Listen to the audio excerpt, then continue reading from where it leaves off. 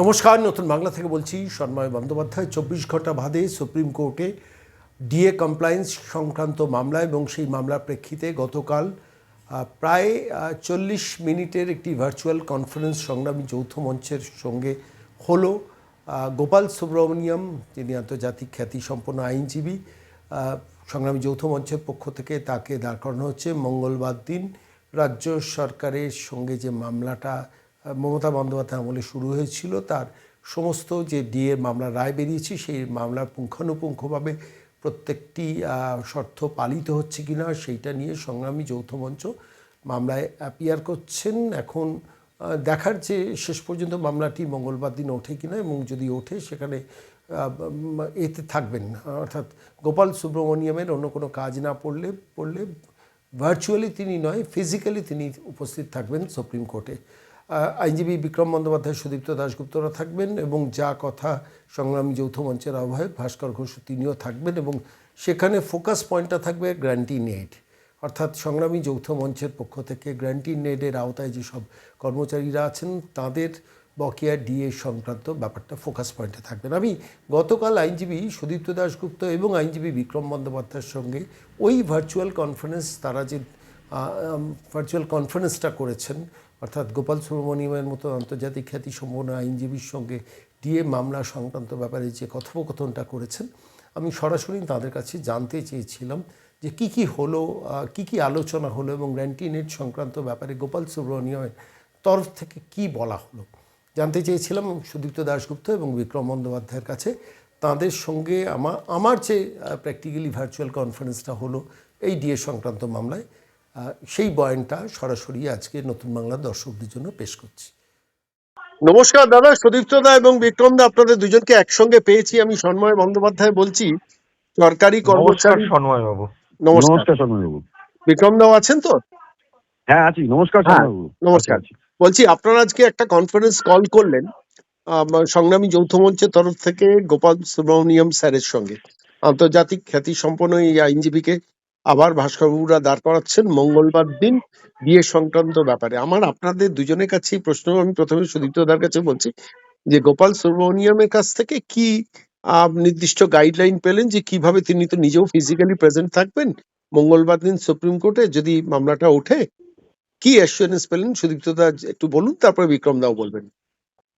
দেখুন, আজকে গোপাল সুব্রমণিয়াম একটু জোরে যদি বলেন দাদা। আজকে গোপাল সুব্রমণিয়াম স্যারের সঙ্গে কনফারেন্সটা হলো। ওই কনফারেন্সের মূলত আলোচ্য বিষয় ছিল গ্রান্টিন এডরা যারা আছে, মানে যারা এডের ইনস্টিটিউশনের শিক্ষক বা শিক্ষা কর্মচারী বা কর্পোরেশনের কর্মচারী বা পঞ্চায়েত, মিউনিসিপ্যালিটি, এই ধরনের যেগুলো ইনস্টিটিউশনস আছে, তারা ডিএটা পাবে কি পাবে না, এই যে তারা ডিএটা পাবে কি পাবে না, এটা নিয়ে অনেকদিন ধরেই আলোচনা হচ্ছিল যে সুপ্রিম কোর্ট কি বলবে বা সরকার কেন কিছু করছে না। সেখানে আজকে গোপাল সুব্রমণিয়াম স্যার পরিষ্কার ভাবে জানিয়ে দিয়েছেন যে যারা গ্রান্টিং এজেন্ট ইনস্টিটিউশনের কর্মচারী তারা সবাই ডিএ পাবে।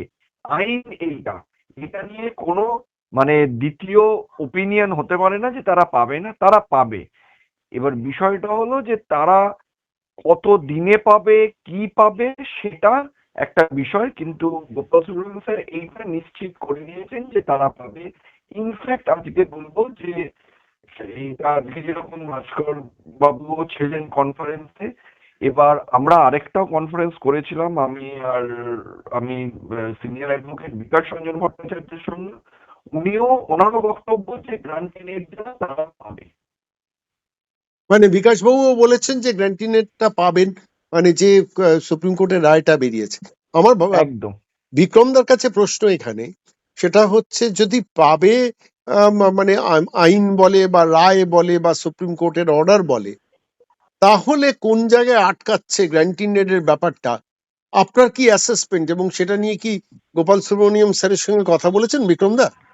হ্যাঁ, আমার অ্যাসেসমেন্ট যেটা অ্যাকচুয়ালি সুপ্রিম কোর্টে যেটা চ্যালেঞ্জ হয়ে আছে সেটা হলো গভর্নমেন্ট রোপাটা। কিন্তু গভর্নমেন্ট রোপা যেটার সঙ্গে বাকি যে রোপাগুলো আছে, বাকি আরো 8টা-9টা ডিপার্টমেন্টের রোপা আছে, সেই রোপাতে একদম এক্স্যাক্টলি একই কথা বলা আছে যেটা গভর্নমেন্ট রোপাতে ছিল। সেটা গভর্নমেন্ট অ্যাডমিট করছে, গভর্নমেন্ট বলছে যে হ্যাঁ ওরাও পাবে।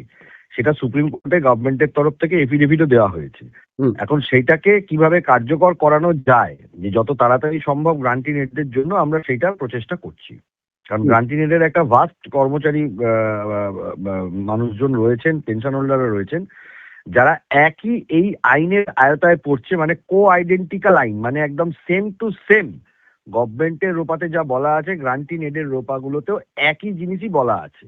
এক্সিস্টিং ইমোলিউমেন্টসে যে শব্দটা প্রয়োগ করা আছে এআইসিপিআই, সেইটাই এক্স্যাক্টলি বলা আছে। তো সেই জন্য গ্রান্টিং এডের কর্মচারীরা পাবে, সেটাকে যত তাড়াতাড়ি কার্যকর করানো যায় আইনের মারফতে আমরা সেটা দেখছি, এবং সেটাই আলোচনা করা হয়েছে গোপাল সুব্রমণিয়াম স্যারের সাথে আজকে। কতক্ষণ ছিল আজকে মানে আপনাদের এই কনসালটেশন গোপাল স্যারের প্রায় 40 মিনিট মতো আমাদের কনফারেন্স ভার্চুয়ালি আপনারা করলেন? তো আমরা ভার্চুয়ালি করেছি। সুদীপ্ত দা, একটা কথা জিজ্ঞেস করি, মঙ্গলবার দিন যখন হিয়ারিংটা হবে জাস্টিস সঞ্জয় করলের বেঞ্চে, সেদিন কি আপনি বিক্রম দা আপনারা থাকছেন ফিজিক্যালি প্রেজেন্ট না ভার্চুয়ালি? ফিজিক্যালি বা ভার্চুয়ালি এই মুহূর্তে বলতে সেটা মানে অন্যান্য যে মামলাপত্র আছে তার উপর ডিপেন্ড করছে, তবে এইটা নিশ্চিত আমি আর বিক্রম দুজনেই থাকবো ফিজিক্যালি। বা এখনই এই মুহূর্তে মানে যেহেতু মঙ্গলবার আছে, মানে কালকে হয়তো ঠিক করব যে ফিজিক্যালি যাব না ভার্চুয়ালি যাব। তবে এটা কনফার্ম যে গোপাল স্যার নিজে ফিজিক্যালি প্রেজেন্ট থাকছেন।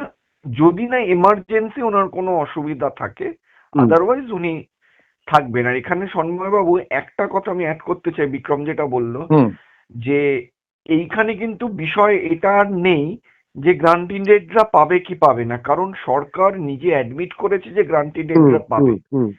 বিষয়টা হলো কত দিনে পাবে আর কত দেরি হবে। অ্যাটলিস্ট 25% বা যেটা সরকারি কর্মচারী রয়েছে সেটাই বা কত দিনে পাবে, এবং সেটা যদি না দেয় আমরা ভাবছি যে এই নিয়ে যদি নতুন মামলা করারও প্রয়োজন হয় সেটা করা হবে, সেটা নিয়েও আমরা ভাবছি যদি একান্ত। আরেকটা ইনপুট আপনার কাছে সুদীপ্ত দা, আপনার কাছে চাইছি, আপনি বোধহয় অ্যাপিয়ারও করেছেন, মানে কোনো মামলাও করেছেন কলকাতা হাইকোর্টে এই গ্র্যান্টিং এড নিয়ে কি কোনো মামলা হয়েছে? হ্যাঁ, কলকাতা হাইকোর্টে কিছু সংগঠন যারা এই গ্রান্টিং এডের মধ্যে পড়ে, যেমন কলেজ শিক্ষা কর্মীরা, তারপর মিউনিসিপ্যালিটির কিছু কর্মীরা বা কর্পোরেশনের কিছু কর্মীরা, তারা একটি মামলা দায়ের করতে চলেছে। ইনফ্যাক্ট হয়েওছে একটা, যে তারা গ্রান্টিং এড যেহেতু সরকার স্বীকার করে নিয়েছে যে গ্রান্টিং এডরাও পাবে, এবং গ্রান্টিং এডের যে রোপা, আপনাকে আমি একটা ছোট্ট উদাহরণ দিচ্ছি।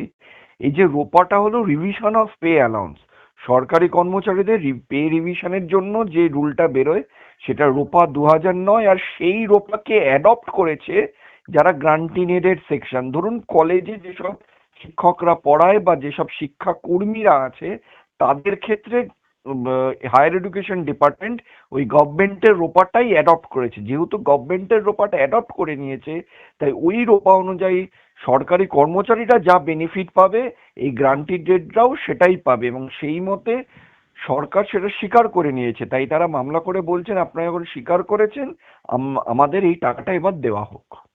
তার রায়টা কবে হবে, মানে কলকাতা হাইকোর্টের রায়টা? দেখুন এখনো শুনানি কথা হচ্ছে বৃহস্পতিবার, আগামী 20 তারিখ, জাস্টিস অমৃতা সিনহার ঘরে। এবার দেখা যাক, ওই দিন মামলা উঠলে বোঝা যাবে কি হয়।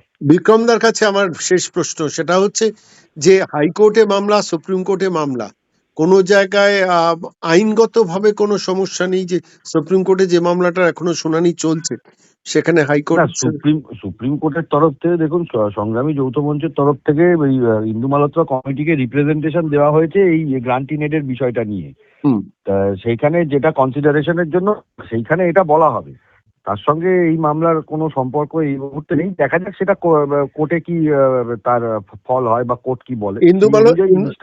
ইন্দু মালহোত্রা কমিটির কাছে যে আপনাদের রিপ্রেজেন্টেশনটা গ্র্যান্টিং এড নিয়ে দেওয়া হয়েছে, সেটা কবে দেওয়া হয়েছে? গতকাল না আজকে? না, সেটা অনেক আগেই দেওয়া হয়েছে। নতুন করে আমি ভাস্করবাবুর কাছে শুনছিলাম যে নতুন করে গ্র্যান্টিং এড সংক্রান্ত ব্যাপারে ইন্দু মালহোত্রা কমিটির কাছে বোধহয় আপনাদের কোনো হলফনামা বা কিছু একটা জমা দিচ্ছেন, এটা কি? না, এটা আগেই দেওয়া হয়ে গেছে, সেটার কনসিডারেশনের জন্য আমরা বলবো। সুদীপ্ত দা, আপনাকেও একটু জিজ্ঞেস করি এই অবসরে, সেটা হচ্ছে যে ইন্দু মালহোত্রা মানে সুপ্রিম কোর্টের লাস্ট শুনানির পর একটা বলা হয়েছিল যে হাইকোর্ট সুপ্রিম কোর্টের তরফ থেকে বলা হয়েছিল যে প্রত্যেকটা আন্দোলনকারী কর্মচারী সংগঠনকে আপনারা কি পেমেন্ট করেছেন তার লিস্টটা দিয়ে দেবেন। এটা কি আপনারা রিভিউ এর মধ্যে এনেছেন? আপনারা আইনজীবী হিসেবে যেটা সরকারের তরফ থেকে দেওয়া হয়েছে সেটা কি রিভিউ এর মধ্যে আপনারা এনেছেন? দেখুন, আমরা যেটা ইন্দু মালহোত্রা কমিটির কাছে আমরা একটা আবেদন করেছিলাম যে আমাদের এই দাবি, বিভিন্ন কর্মচারী সংগঠনরাই সেটা করেছিল। এইবার যেটা কালকে বা নেক্সট হিয়ারিং এ বলতে হবে যে এই যে আবেদন করেছে বিভিন্ন কর্মচারী সংগঠন, তাদেরকে একটা শুনানির সুযোগ দিক ইন্দু মালহোত্রা কমিটি, এবং সেখানে সরকারেরও প্রতিনিধি থাকবে, যাতে করে দেখুন একটা একটা একটা ডিফারেন্স আমি বলছি, এটা না বললে কথাটার উত্তর সঠিক হবে না। আগের যে সরকার ছিল তারা দিয়ে একটু দিতে জোরে চাই, একটু জোরে বলবেন দাদা। আগের যে সরকার ছিল তারা দিয়ে দিতে চাইছিল না, চাইছিল না। চাইছিল না। আর বুঝতে হবে, আর এই সরকার কিন্তু বলছে আমরা ডিএটা দেব। এটা হলো সব থেকে বড় পার্থক্য দুটো সরকারের মধ্যে। অ্যাটিটিউড তাই অফ দ্য আমরা গভর্নমেন্ট। বলছি, হ্যাঁ, অ্যাটিটিউড অফ দি গভর্নমেন্ট।